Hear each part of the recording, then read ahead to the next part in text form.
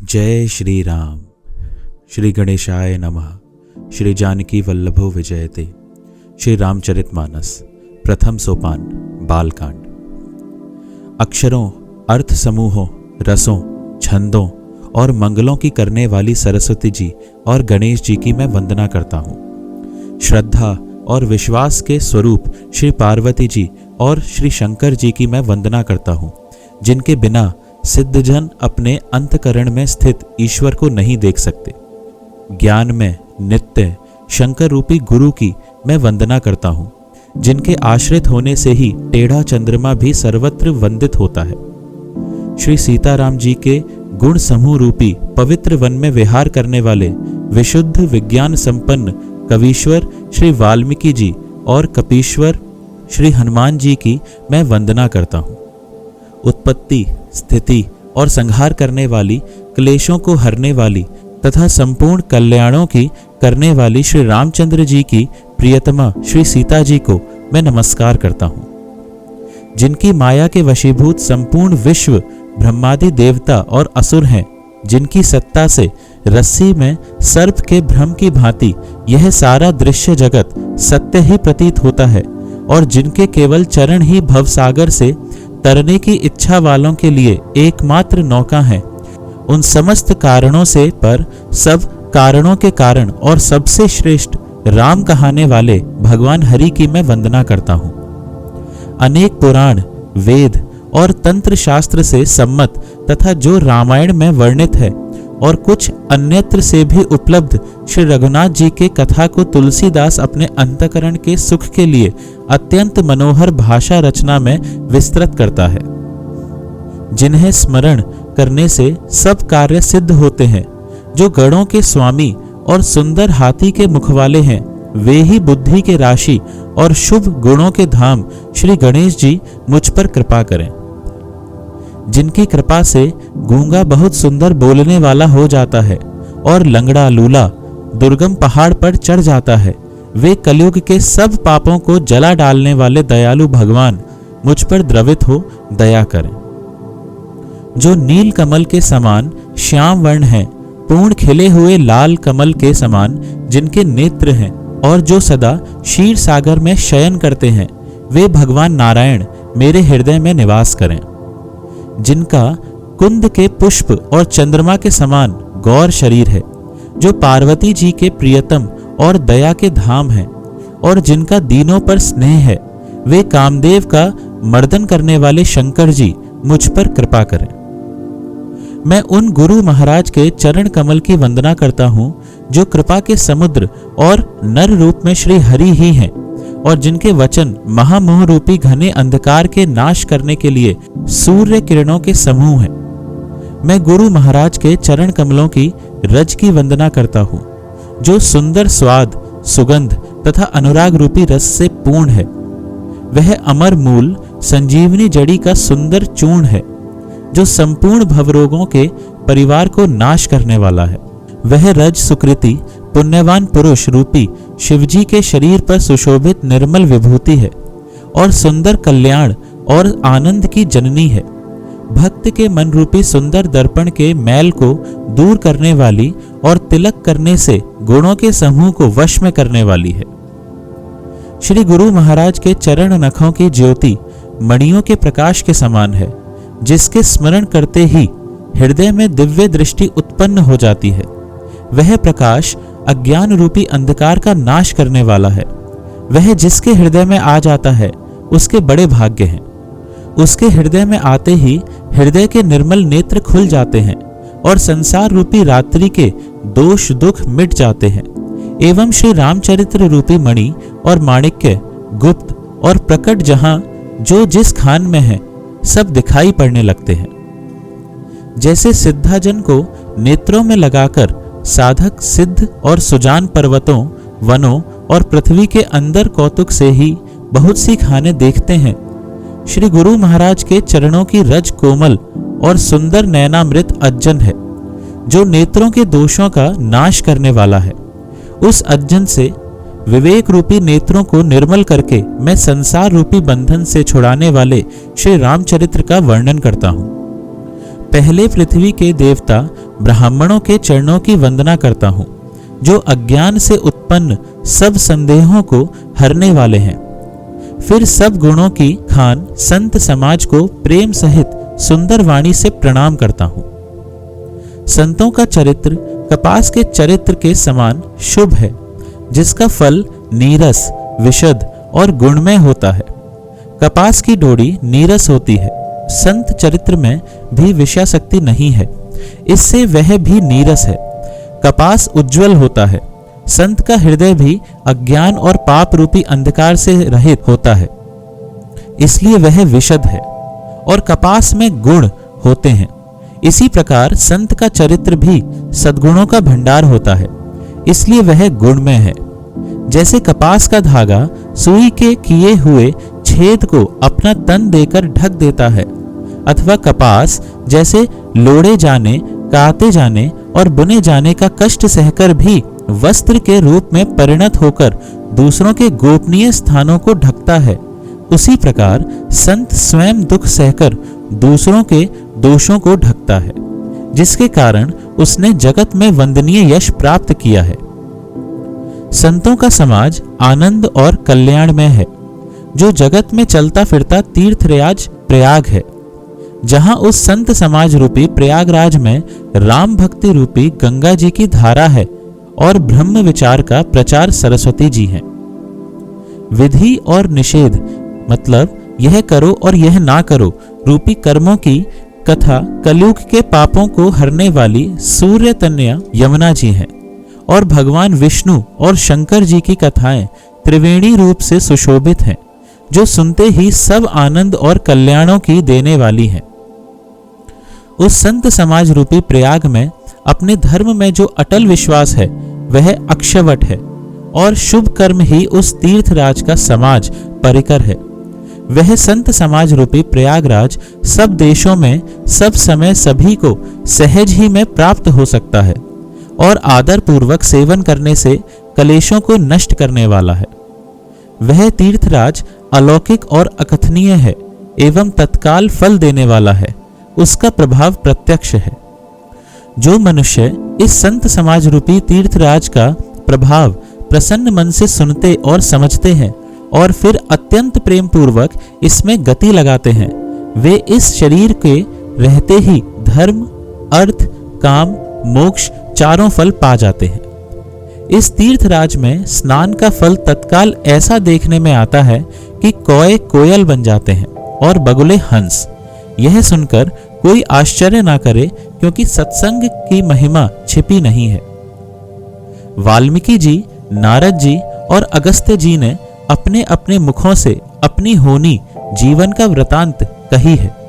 जल में रहने वाले, जमीन पर चलने वाले और आकाश में विचरने वाले नाना प्रकार के जड़ चेतन जितने जीव इस जगत में हैं, उनमें से जिसने जिस समय जहां कहीं भी जिस किसी यत्न से बुद्धि, कीर्ति, सद्गति, विभूति, ऐश्वर्य और भलाई पाई है, सो सब सत्संग का ही प्रभाव समझना चाहिए। वेदों में और लोक में इनकी प्राप्ति का दूसरा कोई उपाय नहीं है।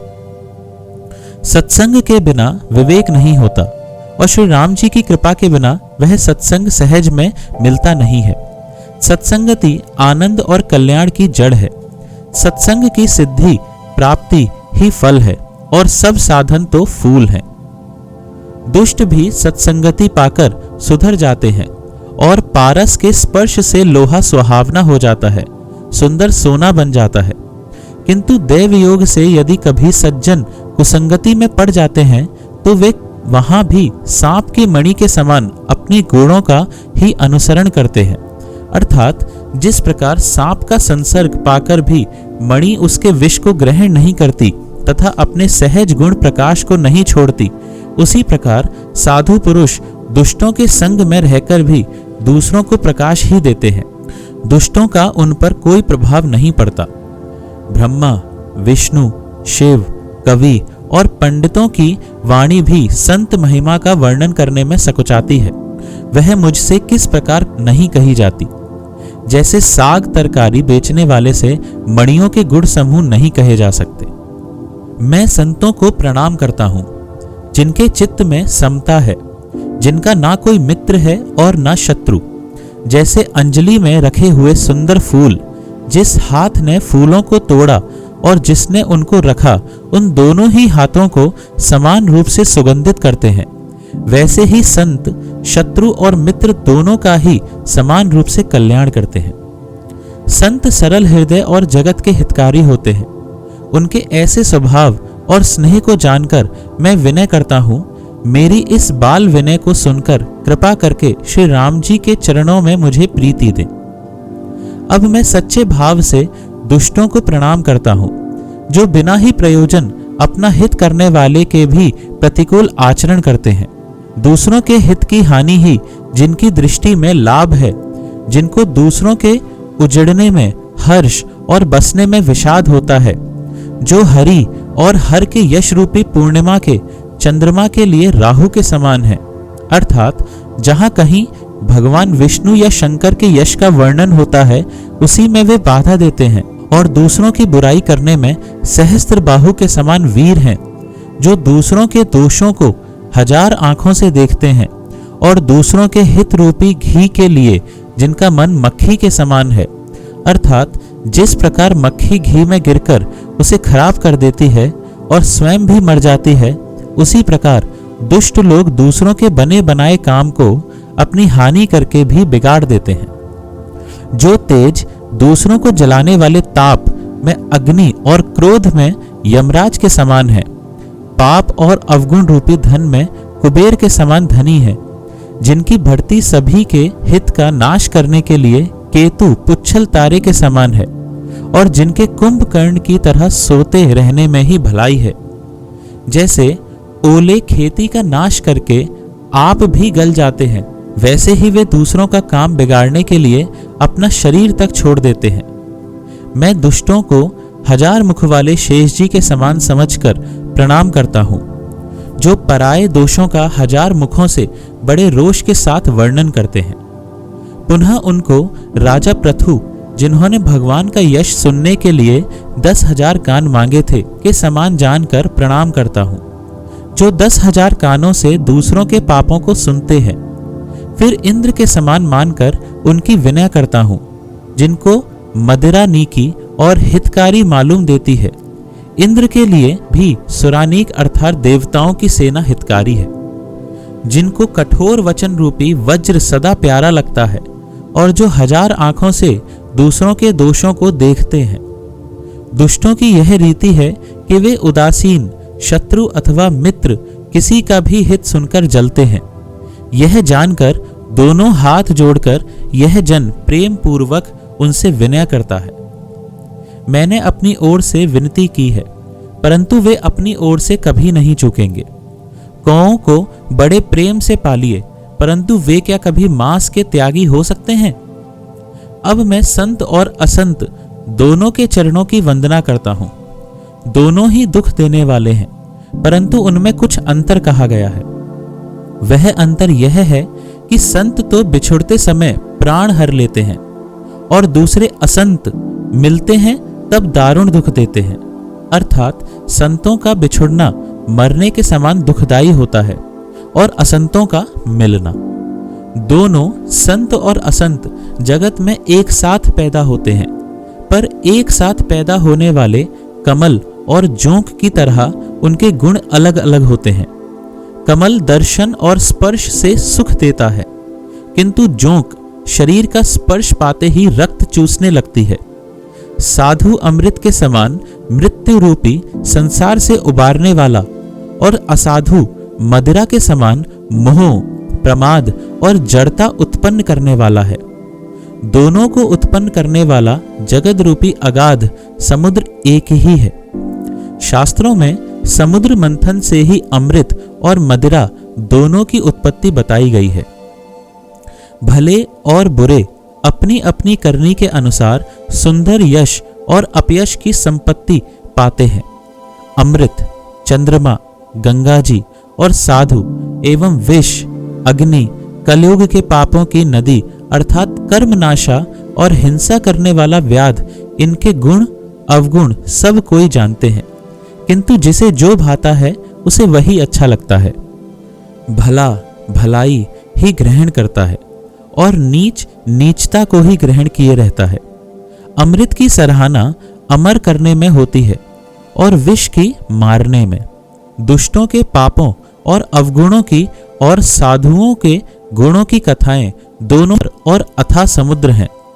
इसी से कुछ गुण और दोषों का वर्णन किया गया है, क्योंकि बिना पहचाने उनका ग्रहण या त्याग नहीं हो सकता। भले बुरे सभी ब्रह्मा के पैदा किए हुए हैं, पर गुण और दोषों को विचार कर वेदों ने उनको अलग अलग कर दिया है। वेद, इतिहास और पुराण कहते हैं कि ब्रह्मा की यह सृष्टि गुण अवगुणों से सनी हुई है। दुख सुख, पाप पुण्य, दिन रात, साधु असाधु, सुजाति कुजाति, दानव देवता, ऊंच नीच, अमृत विष, सुंदर जीवन मृत्यु, माया ब्रह्म, जीव ईश्वर, संपत्ति दरिद्रता, रंक राजा, काशी मगध, गंगा कर्मनाशा, मारवाड़ मालवा, ब्राह्मण कसाई, स्वर्ग नरक, अनुराग वैराग्य, ये सभी पदार्थ ब्रह्मा की सृष्टि में है। वेद शास्त्रों ने उनके गुण दोषों का विभाग कर दिया है। विधाता ने इस जड़ चेतन विश्व को गुण दोष में रचा है, किंतु संत रूपी हंस दोष रूपी जल को छोड़कर गुण रूपी दूध को ही ग्रहण करते हैं। विधाता जब इस प्रकार का हंस का सा विवेक देते हैं, तब दोषों को छोड़कर मन गुणों में अनुरक्त होता है। काल स्वभाव और कर्म की प्रबलता से भले लोग साधु भी माया के वश में होकर कभी कभी भलाई से चूक जाते हैं। भगवान के भक्त जैसे उस चूक को सुधार लेते हैं और दुख दोषों को मिटाकर निर्मल यश देते हैं, वैसे ही दुष्ट भी कभी कभी उत्तम संग पाकर भलाई करते हैं, परंतु उनका कभी भंग न होने वाला मलिन स्वभाव नहीं मिटता। जो वेशधारी ठग हैं, उन्हें भी अच्छा साधु का सा वेश बनाए देखकर वेश के प्रताप से जगत पूजता है, परंतु एक न एक दिन वे चौड़े आ ही जाते हैं। अंत तक उनका कपट नहीं निभता, जैसे कालनेमी रावण और राहु का हाल हुआ था। जय श्री राम। 11वें पेज से हम अगले वीडियो में स्टार्ट करेंगे। आइए थोड़ा सा भजन कर लेते हैं। सीता राम राम राम, सीता राम राम राम, सीता राम राम राम, सीता राम राम राम, सीता राम राम राम, सीता राम राम राम, सीता राम राम राम, सीता राम राम राम, सीता राम राम राम, सीता राम राम राम, सीता राम राम राम, सीता राम राम राम, सीता राम राम राम, सीता राम राम राम, सीता राम राम राम, सीता राम राम राम। जय श्री राम।